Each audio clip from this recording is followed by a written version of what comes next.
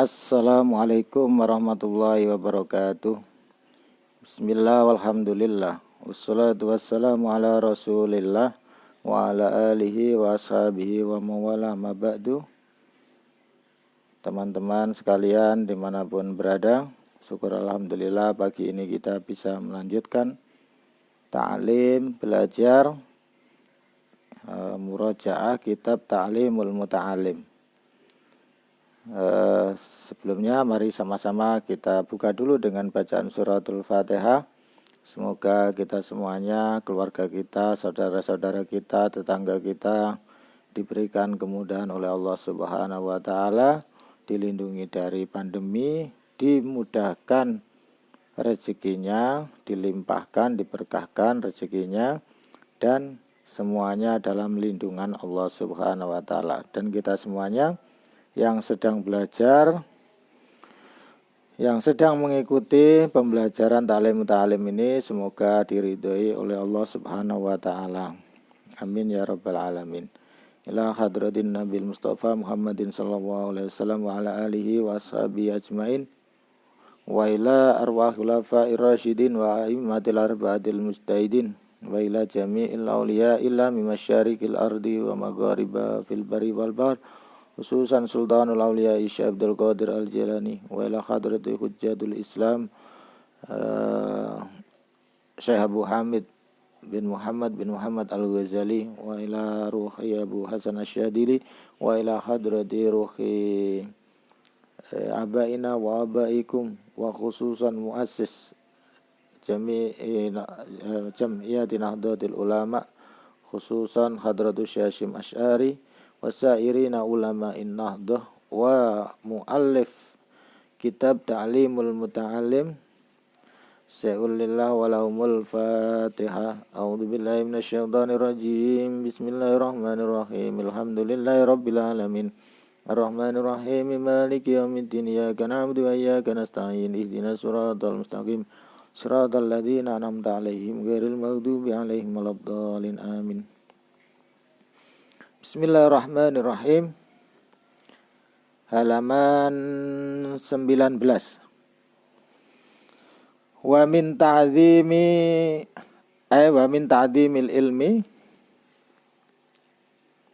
minat ta'dhimil wajib. Ini istilahnya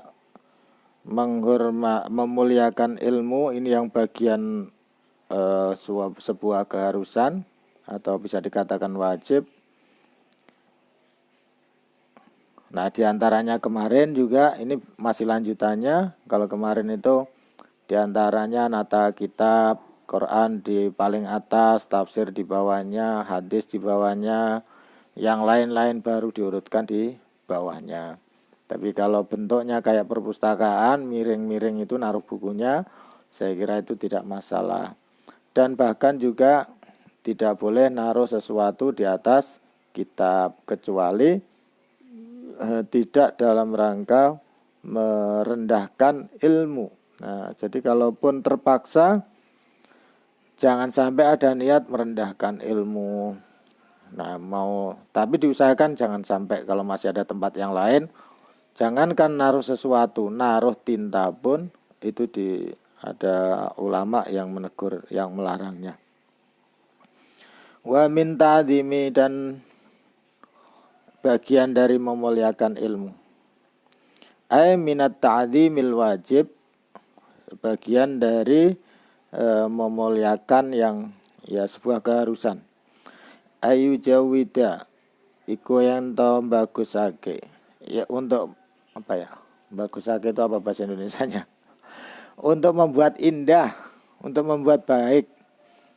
Kitabatal kitabi, pada tulisan kitab. Jadi kita kalau nulis itu sebaiknya diusahakan sebaik mungkin. Wala yukormito, dan jangan dibuat kecil-kecil gitu. Itu enggak baik. Wayat rukal hasyata allati yukormito fiha illa indad darurah. Jadi sebagai pencari ilmu, sebagai orang yang suka mencari ilmu, memang sebaiknya kita memuliakan kitab. Caranya diantaranya membuat tulisan yang jelas, tidak kecil-kecil, sehingga sulit dibaca. Nah, jadi kalau kecil-kecil kan sulit dibaca.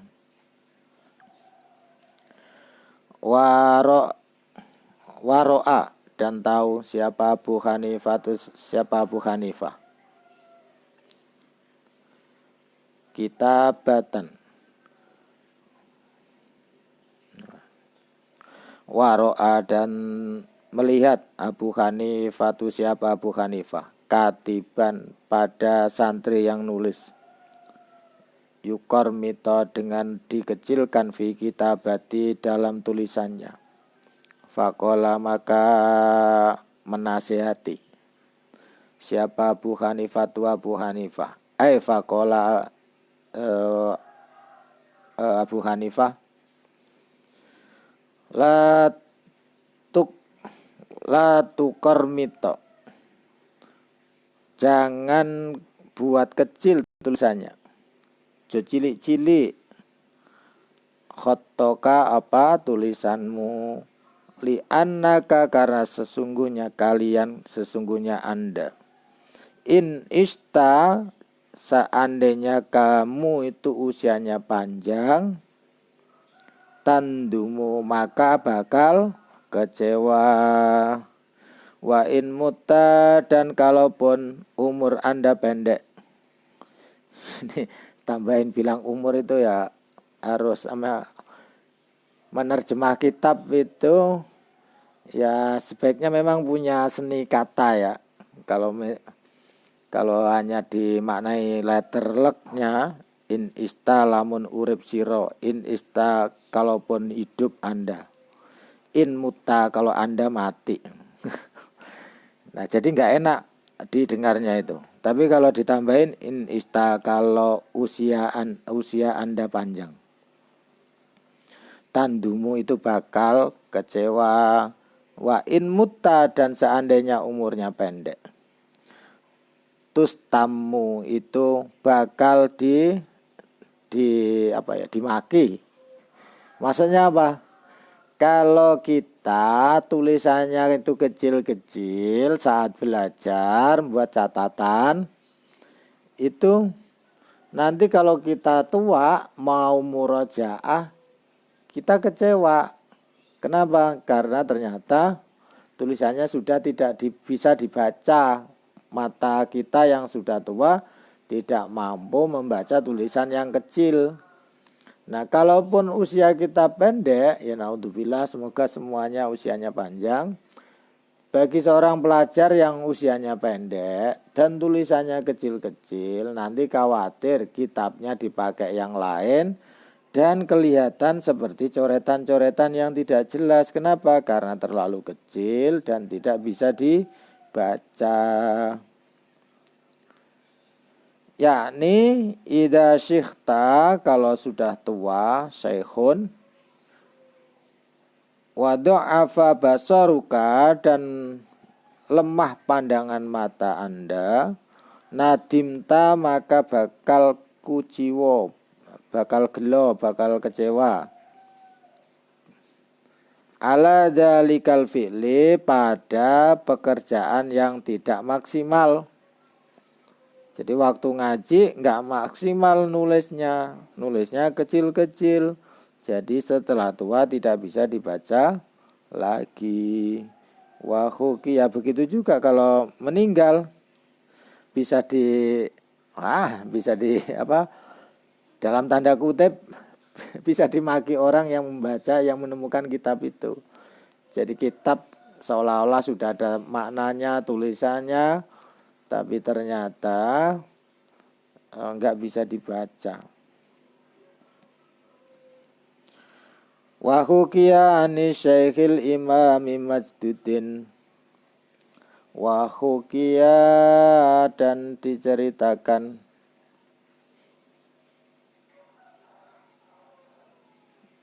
mana sih?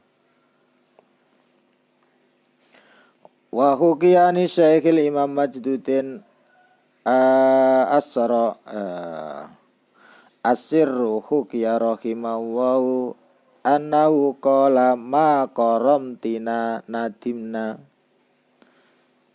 Ya, ada salah satu imam namanya Majduddin, ya pernahlah nulis kecil-kecil dan setelah tuanya itu merasa kecewa. Wa ma intakhabna nadimna, dan apa yang sudah dikerjakan dipilih itu kita menjadi kecewa. Wa ma lam nuqabil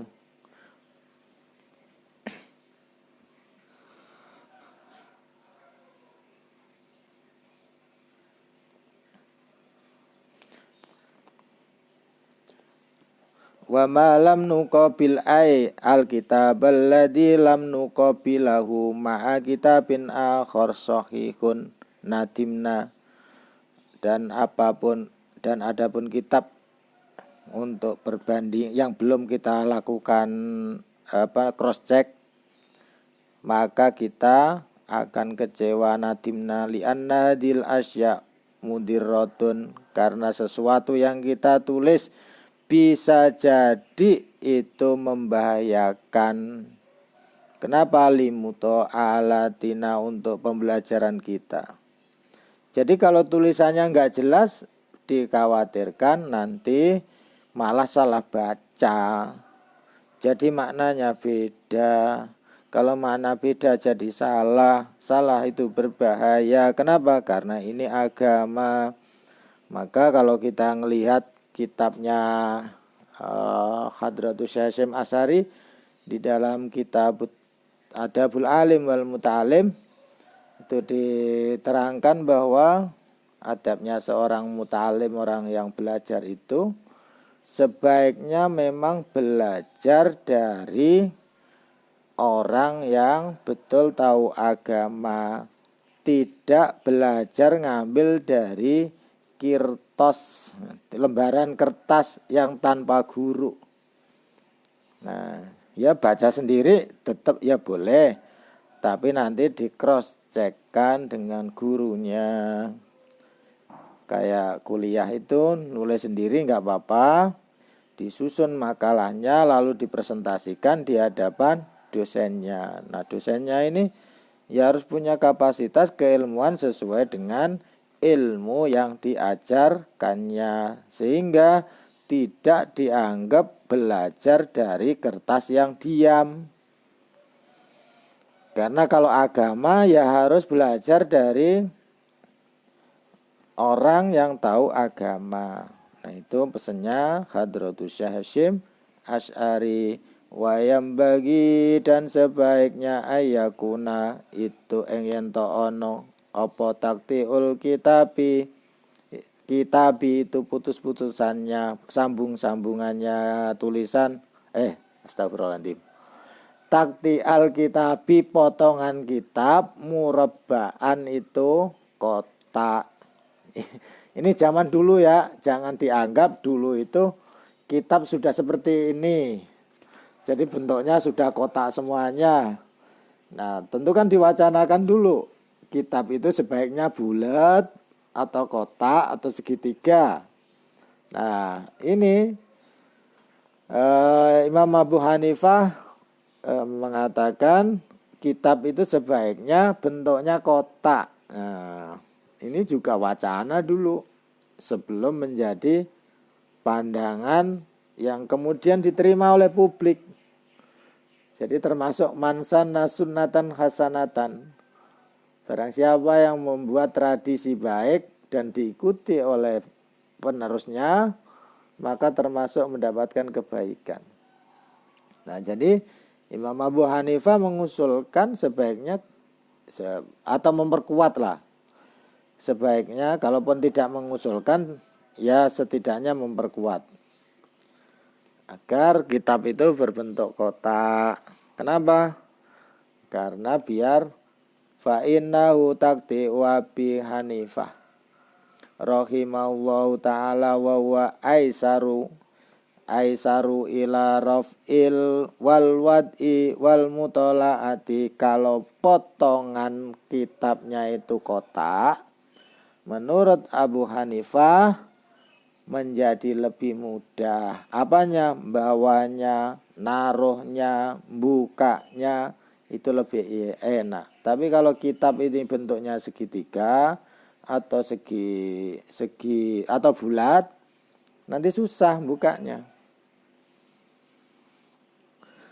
Wayam bagi ayakuna, wayam bagi dan sebaiknya Allah yakuna fil kitabi enta ora ono fil kitabi di dalam kitab syai'un apa sesuatu minal khumrati dari tinta merah fa innaha sesungguhnya tinta merah Soni'ul falasifati itu kebiasaannya para filosof tempo dulu lah. Soni'us salafi bukan kebiasaannya ulama salaf. Wa min masyayikhina dan dari para masyayikh kita. Man itu orang kariha itu benci istimalul murakkabil ahmar menggunakan bahkan ulama salaf itu benci dengan kendaraan warna merah. Saya nggak tahu kenapa. Ini bukan kampanye ya, saya hanya baca dari kitab Ta'lim Muta'alim ada di halaman 19. Jadi kalau buat tulisan, nih penerbit juga ini kalau penerbit sebaiknya tidak dikasih tinta merah. Kenapa? Itu kebiasaannya para filosof Yunani kuno. Tidak pernah dilakukan oleh ulama-ulama salaf di dalam Islam. Bahkan ada beberapa masyayikh para ulama yang benci dengan kendaraan yang warna merah. Saya hanya baca ya. Jadi bukan kampanye atau apa, enggak. Saya hanya membaca apa adanya. Wa min ta'dimil ilmi dan bagian dari memuliakan ilmu ta'dimu syurokai itu memuliakan teman. Waman dan orang ya ta'alamu yang belajar minhu dari man. Wattamalluku dan saling wattamallukul madmumu dan saling kasih sayang illa fi talabil ilmi kecuali di dalam mencari ilmu fa innahu maka sesungguhnya orang yang bagi itu sebaiknya ayyatamallaka li ustadihi wa syurakaihi liyastafida minhum sebaiknya penuh empati dengan teman, dengan gurunya itu sebaiknya berperilaku baik. Kenapa? Karena teman itulah yang bisa diajak diskusi, guru itulah yang bisa diajak diskusi. Nah mereka itulah orang yang akan membantu memahamkan apa yang sedang kita pelajari.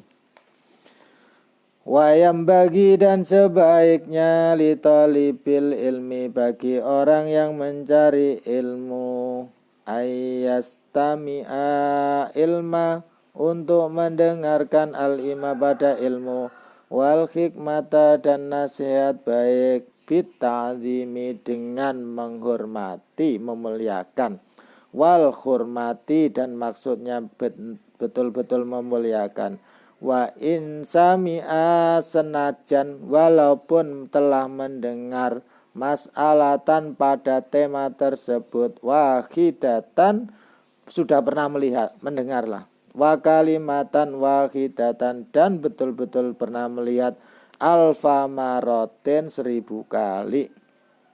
Nih cirinya intelektual cirinya orang yang mencari ilmu satu diantaranya yang paling penting adalah harap mendengarkan kalau ada orang presentasi tidak boleh WA-an sendiri Jadi di kelas itu tidak boleh main WA-an sendiri, harus mendengarkan apa yang disampaikan temannya, apalagi gurunya. Walaupun apa yang dipresentasikan, apa yang disampaikan itu sudah pernah didengar 1000 kali. Jadi nggak usah bosen-bosen, udah didengarkan saja. Anggap aja kalau ngundang berapa, pokoknya didengarkan saja. Niatnya apa? Lita'dzimil ilmi, untuk memuliakan ilmu. Dan gunanya lagi apa? Untuk mendengarkan barangkali ada hal yang kurang tepat yang disampaikan temannya maupun gurunya. Nanti setelah selesai di acara sendirian bisa diajak ngobrol. Tadi sebenarnya begini, artinya begini. Setahu saya ngelihat kamus misalnya. Itu akan lebih baik. Jadi intinya kita harus mendengarkan. Mendengarkan ini susah. Jadi orang Indonesia ini punya penyakit. Penyakitnya apa? Banyak ngomong, enggan mendengarkan. Saya itu diceritain teman, punya teman Kanada. Katanya Indonesia itu enak. Sebenarnya solusi sudah di depan mata semuanya. Tapi persoalan Indonesia itu cuma satu katanya. Apa? Sok tahu kamu. Nah, teman saya itu sering lihat YouTube tentang orang Indonesia. Diamati dari YouTube, ternyata memang benar. Orang Indonesia itu malas mendengarkan, sukanya ngomong sendiri. Saya ditunjukin, mana buktinya? Ditunjukin video di gedung Senayan, di DPR. Nih lihat nih. Nih sana ngomong, sini ngomong sendiri katanya. Lihat nih, di sana ngomong, sini tidur. Nih lihat nih. Dan itu banyak. Jadi astagfirullahaladzim, semoga mereka diampuni dan ditunjukkan oleh Allah Subhanahu wa taala untuk benar-benar memikirkan rakyat dari gedung DPR. Saya hanya cerita apa yang disampaikan teman saya ya, Pak DPR, kalau ikut mendengarkan video saya. Ya, kalaupun ya berarti kebetulan ngepasin. Tidak semuanya seperti itu. Ya, lanjut. Wa mal kila malam yakun ta'dimuhu ba'da alfi marrah kata'dimihi fi awali marrah falaisa bi ahlil ilmi. Kalau ada seorang murid, seorang ilmuwan tidak mau mendengarkan apa yang disampaikan baik oleh temannya, baik oleh gurunya, saat presentasi atau saat menyampaikan keilmuan, maka itu bukan cirinya intelektual. Ini kata mu'alif.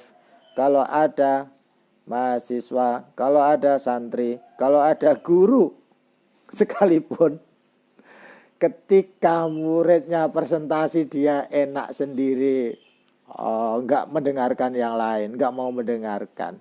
Nah itu bukan ciri orang yang ahli ilmu. Cirinya orang ahli ilmu sekalipun mendengar satu tema 1000 kali, dia akan tetap mendengarkan. Nah itu cirinya ahli ilmu atau intelektual. Wayam bagi dan sebaiknya li talibil ilmi, bagi orang yang mencari ilmu, Allah yaktara, untuk tidak memilih nau'al ilmi, pada ilmu tertentu, binafsi, dengan kemauannya sendiri. Bal yufawwidu amrahu, sebaiknya dipasrahkan apa yang menjadi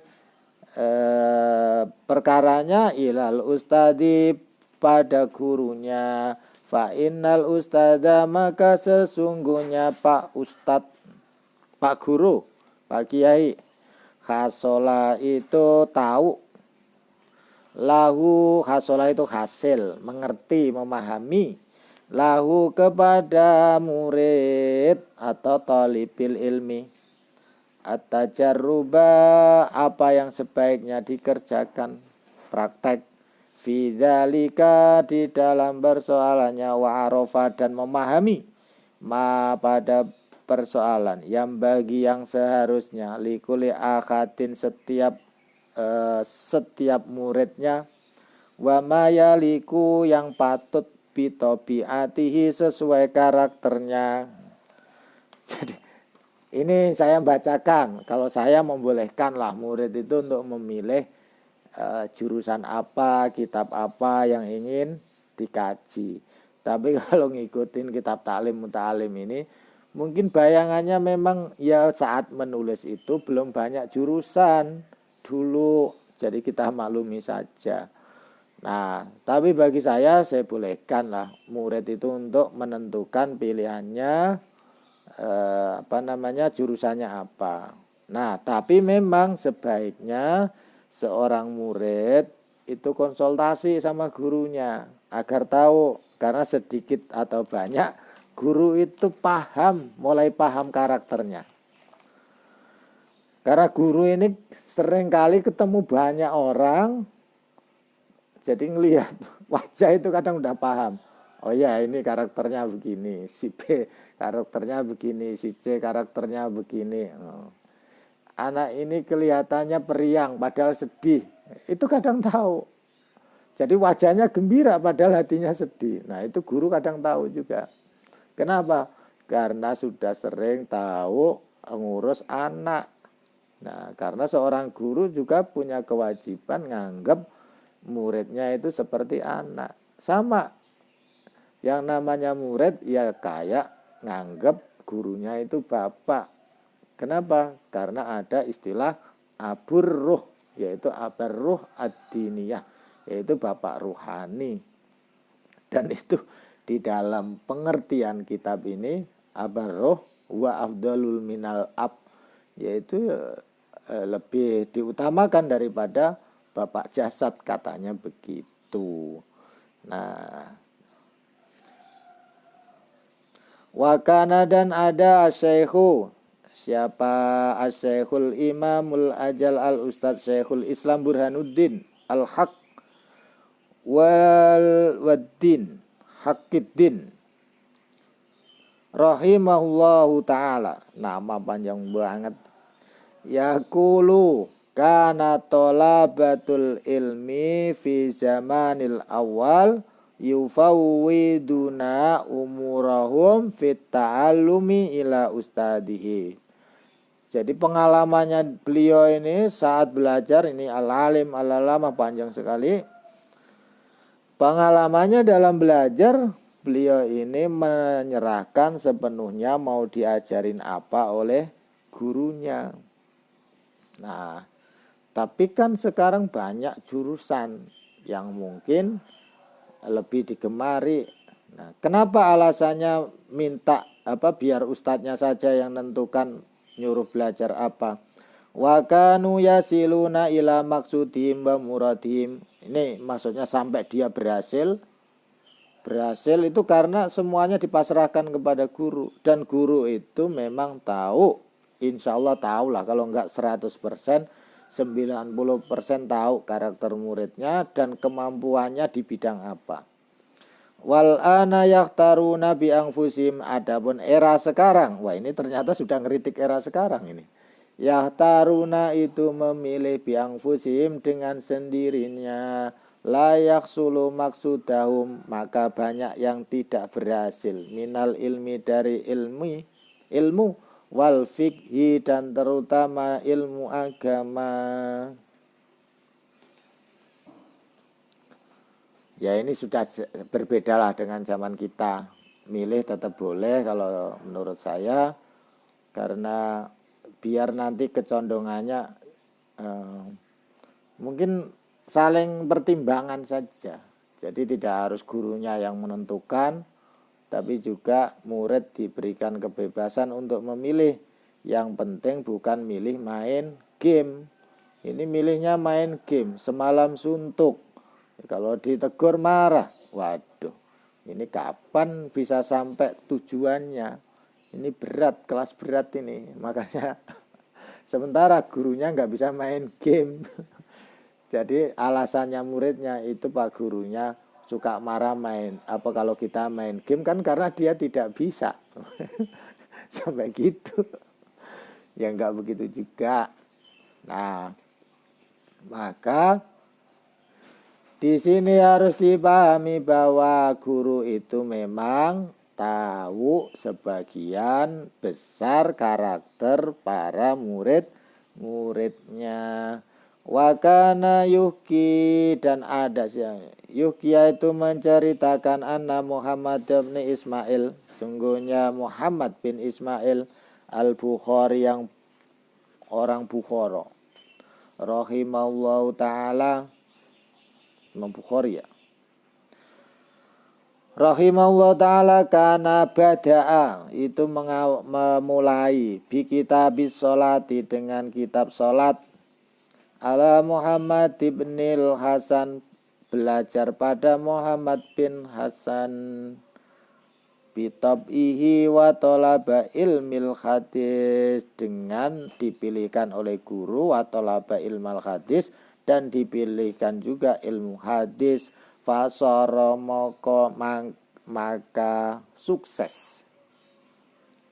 Kalau dimanai Jawa kadang memanai enak pakai Jawa, kadang enak pakai bahasa Indonesia. Kenapa? Ya kadang ada kata-kata tertentu yang sulit dicarikan bahasa Indonesianya. Kadang ada kata-kata tertentu yang sulit dicarikan bahasa Jawanya. Nah, fasara maka moko dadi, maksudnya dadi apa? Fasara maka sukses fihi muqaddiman ala jami'il a'immatil hadis. Oh iya, ini tadi ceritanya yang dimaksud Muhammad bin Ismail al-Bukhari itu Imam Bukhari. Imam Bukhari itu dipilihkan jurusannya oleh gurunya. Maka dia sukses dalam menulis kitab hadis. Wayam bagi, dan sebaiknya dengan sayukjo itu kayaknya enakan sayukjo. Tapi kan sayukjo bukan bahasa Indonesia. Wayam bagi, dan seharusnya li talibil ilmi, bagi seorang murid, alla yajlisa, untuk tidak duduk qoriban, dekat, minal ustadi, dari ustad, indas sabaki, ketika ngaji, bighairi daruratin, tanpa darurat, balyam bagi, baik sebaiknya, sebaliknya ayakuna bainahu, ayakuna ingin ta'ono, ayakuna bainahu, antara dia, wa bainal ustadi, dan antara ustad, qadrul qausi, itu kira-kira sepanjang busur panah. Sepanjang busur panah ya deket juga. Ya deket lah, ya cuman gak mepet aja. Ya jarak corona lah, jarak aman corona. Fa innahu aqrabu ila ta'dim. Ini mengerjakan ini niatnya untuk takdim. Wayam bagi, dan seharusnya li talibil ilmi, bagi orang yang mencari ilmu, ayyah tarisa, untuk menjaga anil akhlak, dari akhlak adzamimati, yang cela. Fa inna, maka sesungguhnya akhlak tercela, kilabun, kalbun. Jadi kilabun itu jamak dari kalbun, bukan kolbun.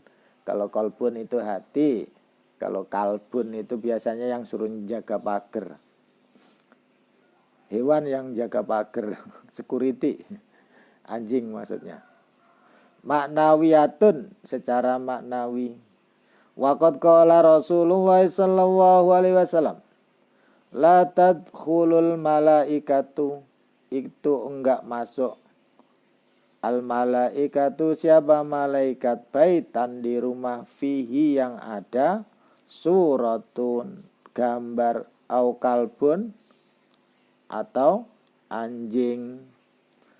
Ini hadisnya sahih apa enggak perlu dicek, tapi banyak sarah yang menerangkan sarah kitab ini kalaupun gambar itu sebaiknya tidak utuh, yang kira-kira kalau ditaruhin nyawa itu bisa kayak hidup. Nah, kalau anjing, wallahu alam, apakah benar kalau ada anjing kemudian malaikat tidak mau masuk? Tapi buktinya Ashabul Kahfi yang jagain anjing tuh. Nah, tapi di sini diterangkan kilabun maknawiyatun. Nah, jadi harus jeli. Di situ fa innau kilabun maknawiyatun. Nah, jadi wayam bagi li talibil ilmi ayah tariza anil akhlaqid dzamimah fa innaha kilabun maknawiyah. Jangan sampai punya akhlak yang buruk terhadap teman, terhadap guru, karena itu akhlaknya anjing. Nah, tapi anjing memang akhlaknya jelek ya? Apa jeleknya ya? Kan anjing dia taat jaga. Nah, tapi karena sudah terbiasa anjing dianggap jelek, dan anjing ada yang masuk surga loh. Nah, mungkin karena najisnya. Nah, karena najisnya itu kemungkinan najisnya najis mughaladah. Jadi orang persepsinya secara maknawi karena dia najis maka jelek. Nah, jadi bukan wujudnya, bukan wujud hewannya. Kalau wujud hewannya itu tetap ciptaan Allah. Ciptaan Allah ya ada bagusnya juga. Nah, begitu juga najisnya itu mungkin juga ada baiknya juga. Cuman kita nggak tahu kebaikannya di mana meskipun disuruh nyuci. Nah, kemungkinan juga karena anjing itu ada penyakit rabies, maka dibuatlah najis mughaladah. Sehingga orang tidak deket-deket biar nggak digigit. Nah, ini ngomong akal aja, mau ngomong rasional. Tapi sebagai fikih nggak usah sampai sedetail itu. Secara ilmiah nanti teman-teman bisa untuk kenapa sih anjing sampai najisnya mughaladah? Ya kemungkinan ini tadi yang saya omongkan, kemungkinan karena punya penyakit rabies kalau kena digigit anjing, maka agar orang itu hati-hati, maka dibuatlah hukumnya najis mughaladah. Nah, kemungkinan, tapi tidak harus seperti apa yang saya omongkan. Wa innama yata'allamul insanu biwasitatil malaki wal akhlaq. Tapi orang yang mencari ilmu, siapa kita semuanya, biwasitatil malaki, dengan wal akhlak. Rasulullah bersabda, malaikat tidak mau masuk rumah yang ada anjingnya. Nanti boleh dikoreksi ya hadis ini, karena toh juga Ashabul Kahfi, saya nggak tahu Ashabul Kahfi itu anjingnya hanya di depan gua atau ikut masuk. Padahal manusia belajar itu melalui perantara. Jadi biwasitotin malaki, dengan perantaraan, sehingga nanti bisa betul-betul memahami. Wal akhlaki, dengan akhlak. Tu'rafu fi kitabil akhlak wa kitabuna. Soal akhlak bagaimana baiknya itu sudah sangat masyhur ya. Bagaimana caranya akhlak baik. Sampai kita ini suruh sering berdoa, Allahumma hassin khalqi kama hassanta khuluqi. Allahumma hassin khuluqi kama hassanta khalqi. Ya Allah, baguskanlah akhlakku seperti engkau membaguskan bentuk anugerah wajahku. Nah, berarti semua dari kita kalau sering berdoa itu pede itu jadinya. Makanya penting sering berkaca, sering doa. Gunanya apa? Biar jadi orang pede. Sudah yakin Allah mau ngasih kita ini husnil khalqi, sebaik seindah-indahnya ciptaannya Allah. Nah, ini ngaca nggak pernah berdoa. Oh, emang nggak pernah ngaca, Pak.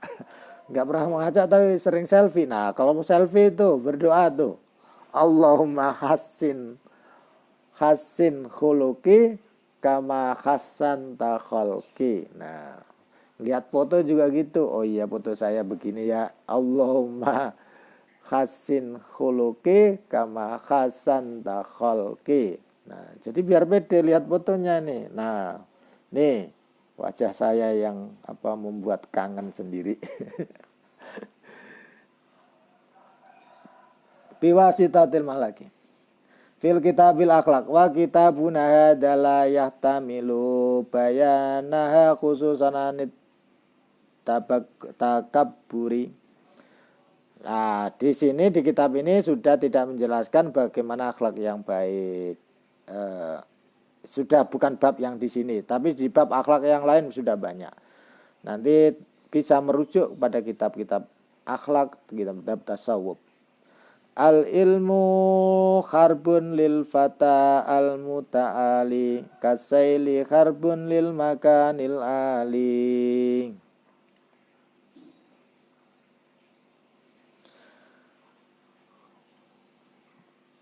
Apa ini?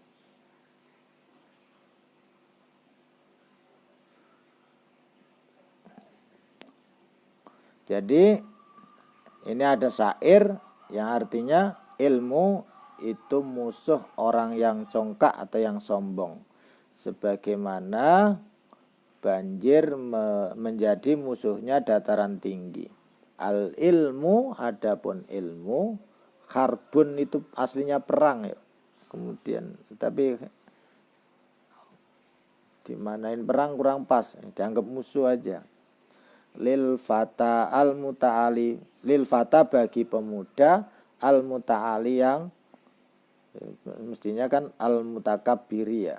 Al muta'ali yang mestinya al muta'ali itu biasanya diksi kata untuk sesuatu yang bagus ya. Al muta'ali yang tingginya karena baik. Al mutakabbir kalau diterapkan ke manusia itu yang sombong. Tapi yang nggak apa-apa lah. Tapi saya yakin maknanya ilmu itu adalah musuhnya orang yang sombong. Kasaili kharbul lil makanil ali. Nah, ini bisa ini makanil ali itu maksudnya dataran tinggi atau pegunungan. Seperti air itu musuhnya dataran tinggi. Jadi tidak akan bisa melewati. Wakila bijadin la bijidin kullu majdin fahal jadda bila jiddin bimujdin fakam abdin yakumu maqama khurrin wa kam khurrin yakumu maqama abdin. Nah, ini dikatakan bahwa kemuliaan itu bijaddin la bijiddin kullu majdin. Jadi kemuliaan itu datang bukan dari usaha tapi karena karunia Allah. Fal jaddi bila jiddin bimujdin. Nah, tapi karena zat yang memuliakan.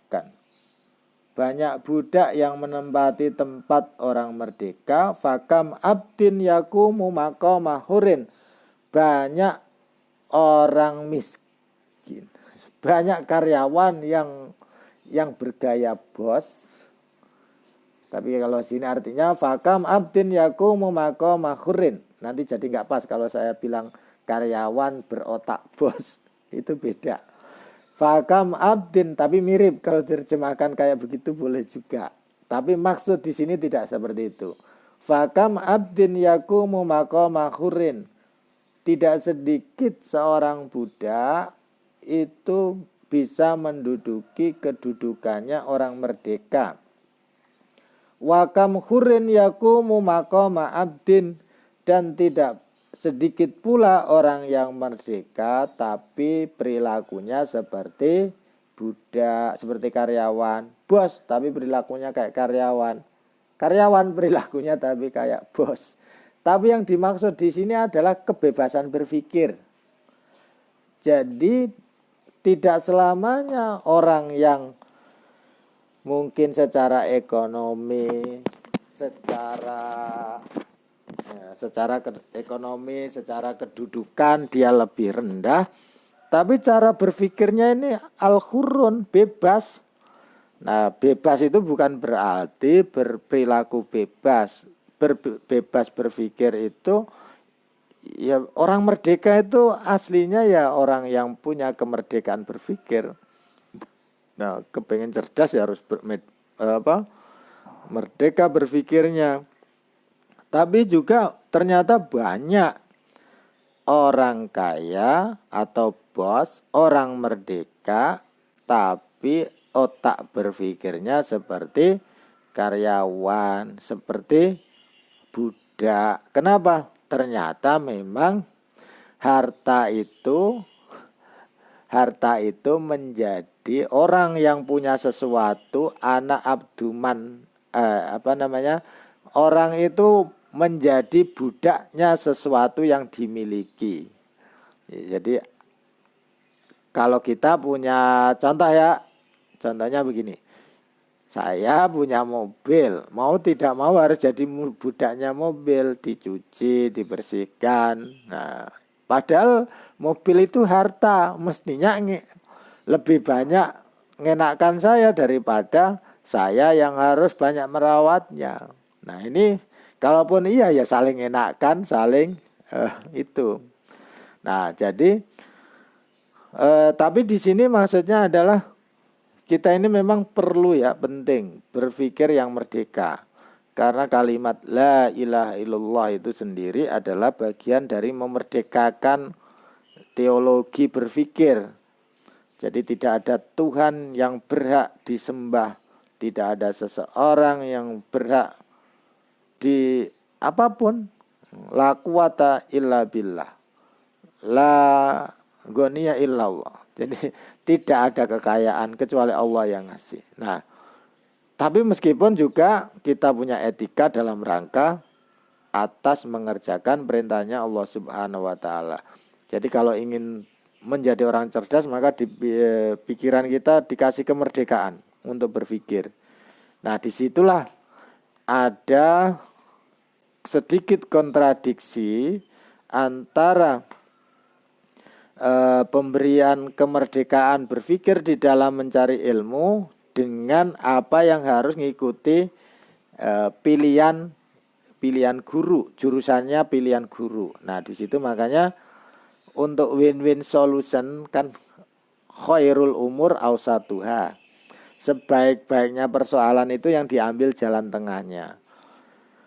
Maka memang orang mau belajar kemana itu kan sebaiknya memang musyawarah dengan siapapun, terutama dengan gurunya, sehingga akan diberikan masukan atau arahan dan tahu sekuat apa, seminat apa seorang murid atau seorang santri ingin melanjutkan di bidang tertentu itu. Nah, oleh karena itu memang memusyawarahkan ilmu itu menjadi hal yang penting. Meskipun dikasih kebebasan berpikir, memilih, tapi memang apapun bermusyawarah wa huwa khairun, dan itu lebih baik. Saya kira itu pertemuannya di pagi ini. Besok kita bahas soal bab kesungguhan dalam belajar dan tekun meraih cita-cita. Saya semalam itu ada tamu dan ngobrolin juga soal bagaimana putranya yang sedang di pesantren. Ini ada undang-undang pondok pesantren, implementasinya seperti apa, tapi ternyata juga belum diketahui oleh khalayak umum, meskipun saya sendiri juga belum tahu banyak. Dan ketika anaknya dipindah, khawatir nanti pesantrennya hanya setengah-setengah.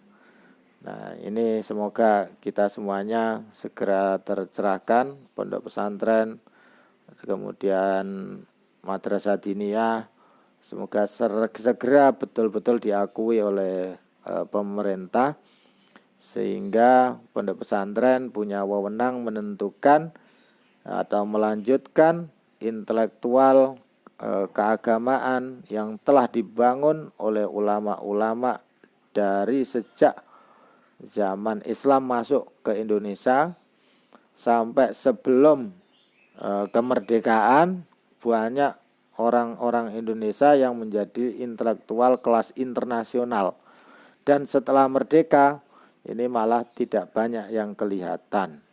Nah, kayak seperti Hadratus Syekh Hasyim Asy'ari itu kelas internasional, Hadratus Syekh Hasyim Asy'ari, dan banyak lagi di Bogor ini juga lumayan banyak.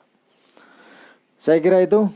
Sekian pertemuan ini, kita tutup tabarukan membaca surat wal asri, al-asr. Bismillahirrahmanirrahim. Wal asri innal insana lafi khusrin illa alladziina aamanu wa 'amilus shalihati wa tawashaw bil haqqi wa tawashaw bis sabr. Aqulu qauli hadza fastaghfirullahal azim li wa lakum wa lisairil muslimina wal muslimat wal mu'minina wal mu'minat innahu wal ghafurur rahim. Wassalamualaikum warahmatullahi wabarakatuh.